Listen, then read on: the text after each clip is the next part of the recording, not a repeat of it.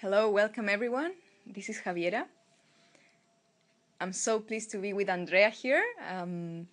We met last week at an amazing event or something that through a person that I wanted to meet for around 3 years. His name is Victor Trubiano. And the special thing about Victor Trubiano is that he doesn't need to eat or drink to live. So for many years, like the first time I heard about the word breatharianism, or to being a breatharian, someone who doesn't need to eat to live, for me it was like a huge question, right? And a huge discovery. And for a long time I did some research and started to, searching on the internet and asking some people if they knew something about it. And I came along Victor. And funny enough, he's from Argentina, I'm from Chile. And a couple of weeks ago, a person that I haven't met personally wrote me an email saying, Javi, I have the intuition that you need to know that Victor is in Bali right now. And for me, it was like, oh my God, I can't believe it. It's like, so I got in touch with him through Facebook, and kindly enough, other people responded my question of how could I meet him, and I went to one of his gatherings where where him and other people meditate together, just to enjoy his presence and to enjoy everyone's presence. And at this gathering, I met Andrea, who has been kind enough to be interviewed in her path.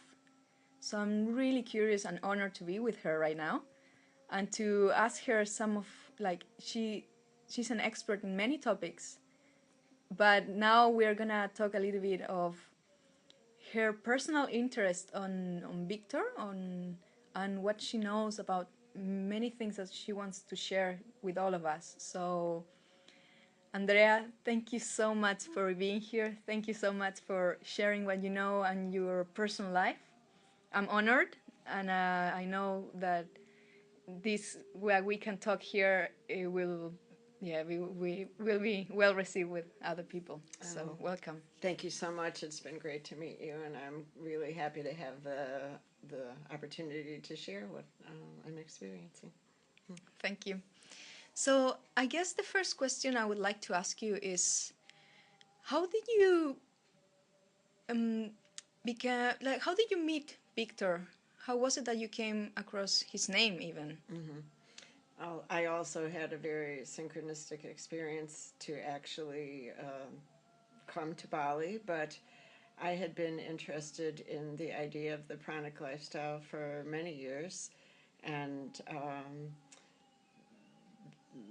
lately, in maybe the last year, I started watching and reading the books of all the people that are known for having that lifestyle. And so I came across Victor on the internet and watched most of his talks and read interviews. And in the spring, I became involved with a fasting website, and I met a woman that actually did the process with Victor. And so we became friends over the internet to support each other mainly in fasting.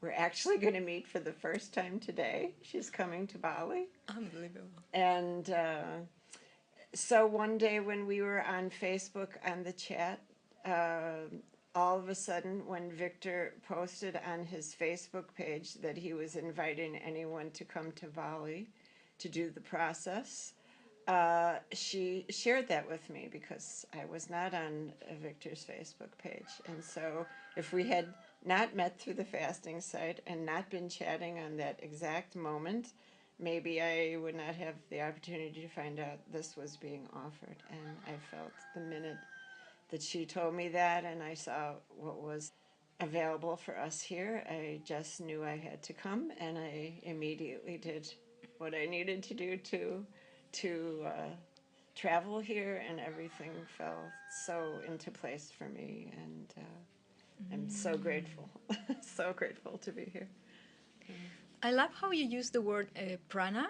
Mm-hmm. So I know we were talking before a little bit about the difference between breatharians, like the word breatharian, like someone who breathes to live in a way, and the pranic living.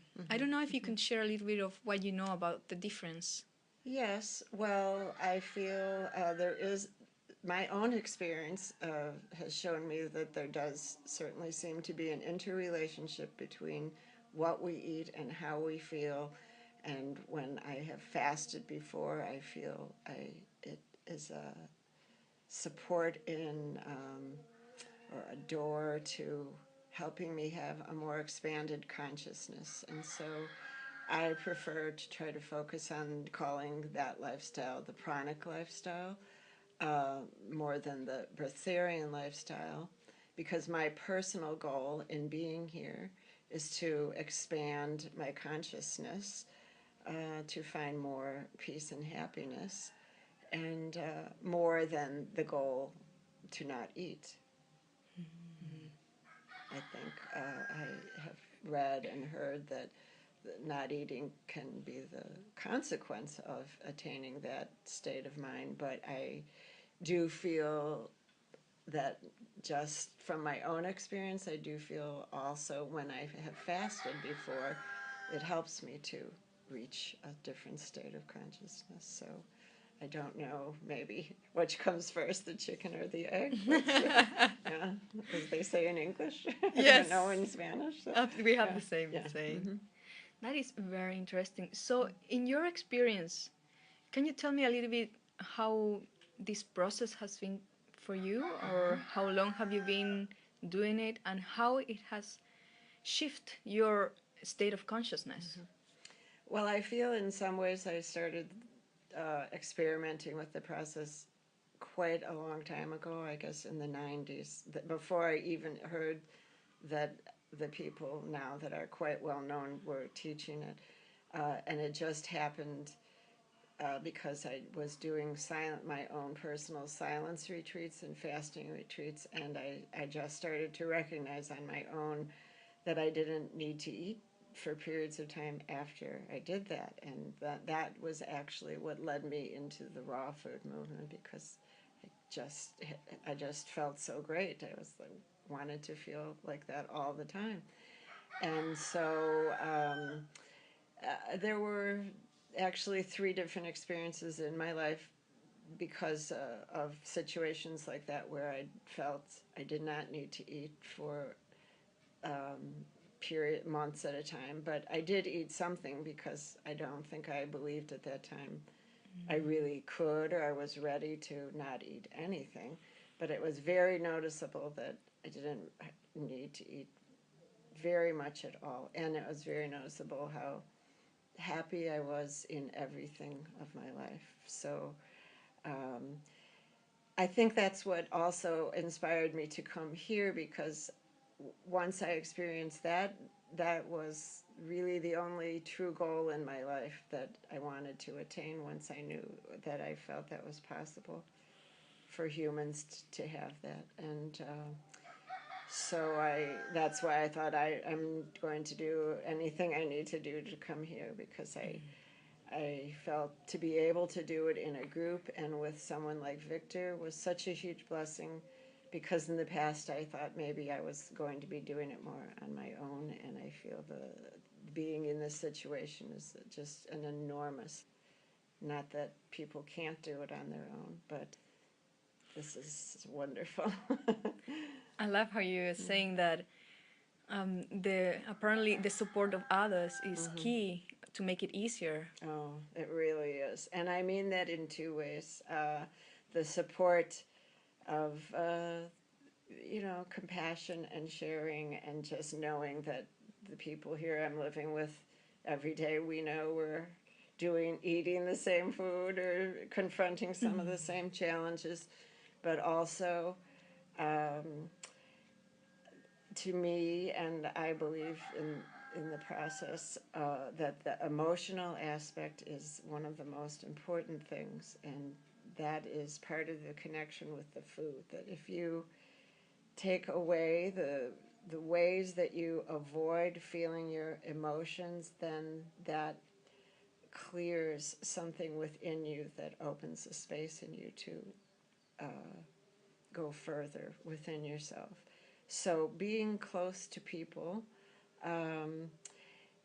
every day, you also, apart from feeling supported, you can also feel your buttons being pushed. And so I feel so fortunate that I've studied with other people and read books and understand certain process that works for me in what, where to go with that and how to use that in myself to be able to get out of reaction and just watch and feel the emotion and then go on from there about how I can clear that and heal that. And so that's all another Yes, that is aspect or story of absolutely. This is something that I believe is key, and it's so relevant for all of us to be able to clear our emotions, right? And to stop avoiding what we have been avoiding all our lives. exactly. So I think that is a huge topic in itself, and we will talk about that. Yes, yes, there are many processes available now Yes. to do that, and each one's great for different people. So I would love to go into that in just one interview yes, only. yes, yes. But what I would like to ask you, for example, out of curiosity, is what is the longest, because you mentioned beliefs, but what is the longest that you have been without any food in your personal experience? Well, 2 times before I did what they now call a dry fast. I was part of a modified Sundance ceremony in the early 90s where we did not eat or drink for 3 days. And this spring I did that for 2 days. And then since I've been here, I did another 2 days. And previous to that, I've done all different kinds of fasting. The master cleanse is something that has worked for me very well, where you're just drinking water with lemon, cayenne pepper, and maple syrup. It's quite well known if people were to look it up on the internet. And I did a 45-day juice fast 1 year ago, really in preparation for this. I mean, I didn't know I was going to be here, but I thought I would be somewhere hopefully doing this. And last spring, I did also just liquids for 1 month. Many years ago, I ate just grapes for over a month. All kinds of crazy things. You can ask my kids. Mom's doing something weird again. So, and I feel they all have been so beneficial to my health and to my spiritual path. If you could look back, like maybe 5 years back, because what I feel is that every cleansing you have gone through and every experience you have gone through, it has like added to your state of consciousness. Definitely. Right? So maybe someone who's new at this might believe that you have to go, I don't know, 6 months. I'm exaggerating a little bit to attain this. It might happen that way, but I believe it can also happen gradually, Yes. more Yes. loving maybe. Yes. And I feel this is more or less how you have, what you have been through. So it's like if you could compare yourself 5 years ago and where are you now at in this, in your personal inner state, like when you wake up in the morning and how do you feel, right? Well, that's hard to say a general every morning how I feel. It changes, of course. Yes. Well, interesting that you say 5 years ago, because that's almost exactly the amount of time that I always wanted to understand more of the relationship between the sun and prana, and I was offered the opportunity. I happened to be in St. Louis, Missouri, and I was offered the opportunity to receive an initiation and receive a mantra that's directly related to the sun. And so a wonderful man came and made a fire ceremony, fire puja, and gave me the mantra. And then I was so lucky to discover that there's a very wonderful Native American site nearby St. Louis, Missouri, called Cahokia Mounds, which I was very frustrated because I wanted to see the sun come up while I said the mantra, even though they said that wasn't necessary. I really wanted to. And I was, how can I do that? In St. Louis, Missouri is very flat, and I was right in the city. And I actually was driving my car in frustration just to get steam off. And I saw a sign that said Cahokia Mounds, and ends up that the original group of Native Americans that built that, they were dedicated to the sun. Mm-hmm. So the main mound is very reminiscent of like the pyramids, and the way they're all situated together remind me of the pyramids in Latin America, especially Mexico and Guatemala. And so if you climb to the top of the main mound, exactly you're going to see the sunrise at the perfect point. And so every day for a little over a month until the solstice, I got up in the dark and drove over to this place and did the practice, and while the sun was rising, and most of the time also I went back at sunset. It was a very special and powerful time for me that I would say absolutely was a stepping stone in my coming here, because it was one of those experiences where I could see that by doing this I did not need to eat very much. I also will say, and a curious synchronicity was that I had, I'll use the word severe digestive problems at that time, even though I'd had a lifetime almost of you doing things with nutrition and alternative health. And I really feel in retrospect that that was a gift. I could see it as a gift because I almost in the beginning could not eat hardly anything, or I just would get a very bad stomachache. And so there was like a funny interplay between the two, because I don't know if I would have, I mean, again, which comes first, you know? But the less I did eat and the more I did the sun and back and forth, the less I noticed I needed to eat. Yeah. This is related to sun gazing, right?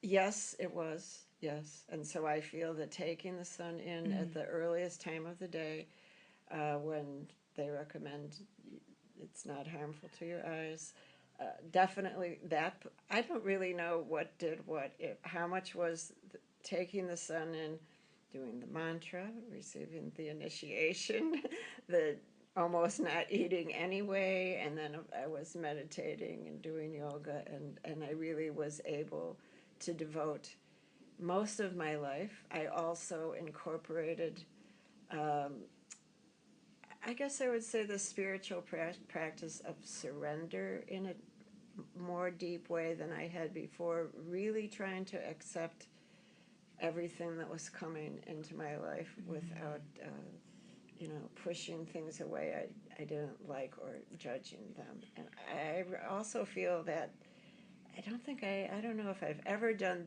that to that extent, and that was a personal challenge to me. That is, yes, because it is, right? I would say, or other people would say to me, oh, you shouldn't accept that in your life, you're not respecting yourself or whatever, and I had to really say, okay, but I made this commitment to myself to try this and just see how it feels. And I feel that was also, I really tried to incorporate every single thing in my life to that goal.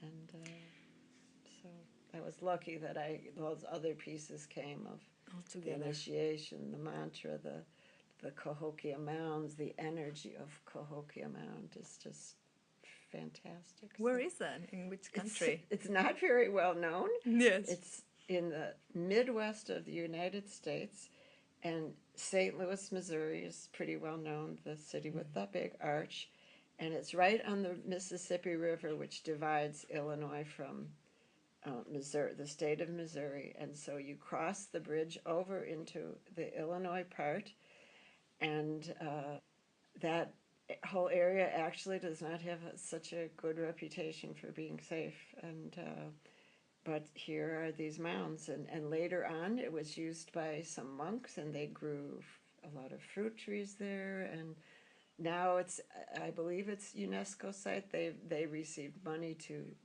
fix it all up, and the tourists can go there and they do the thing and hear the history and use it in whatever way they want. Yeah. And it's in the middle of forests and rivers and lakes, and you can walk on paths. So beautiful. Wow.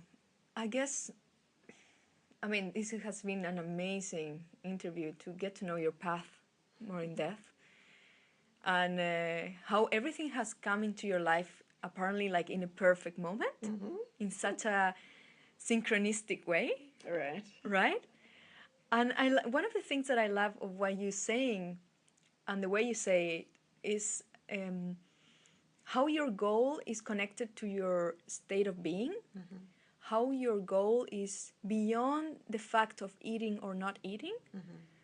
And I think you know more about this, or of what Victor says as well, is that, and you mentioned this, state of consciousness, like you might not eat, and that's a consequence of higher states of consciousness, or you might eat as well, right?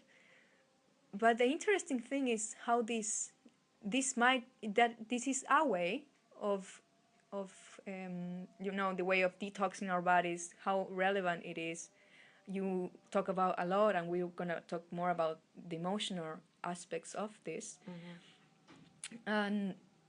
But it's and this is why I share with you in this journey, right? Is the state of being again. So I guess my question, or what I would like you to share, just to give a message, maybe is this feeling. I don't know how to express this. Is what drives you to go into this path? What is it? What is this state of being, right? Well, I'm laughing because many years ago I heard a term called divine discontent. And I feel always it's so perfect because it's sort of a contradiction or duality, I mean, the experiencing a blissful state of mind certainly draws me to want that more, but also being very discontent in my life, probably equally maybe, or so far, helped me to get there. Of course, in those moments when I was not happy, I couldn't appreciate like that. But luckily, most of us can look back and say that we even are grateful, or we can see how a certain thing, when we weren't happy, led us. And so, I mean, even the beginning in my 20s, why I ever got into meditation is because I was very, very unhappy, and I really feel it, I could even say it saved my life to find the spiritual path that I did, and I'm so grateful for that and all the tools that I've been taught. And we have more now available to us than any time that probably in the recorded history of man. So wonderful. Yeah. Wow. Thank you. Yes, I can. I feel you. I definitely understand what you mean, and I probably, I believe that many people will understand you, and that this feeling of we share that, and we are looking for that, right? So deeply grateful. This has been beautiful. Thank you so much for sharing your personal experience. I'm truly honored, and yes, so thank Thank you. you to you for giving me the opportunity and just for creating your blog and being willing to take the energy to share that with whoever will read it there. I mean, that's how these days most of us have found Victor was over the internet. So Yes, I'm grateful to him that through through him in a way we met, yes, and that he is also sharing his teaching, right? Because many people are going through this path, but not everyone is teaching, and everything is perfect. yes, But just gratitude to him and his time and oh, his effort and words. Enormous, right? gratitude. Yes. So thank you so much and Mm. for this time.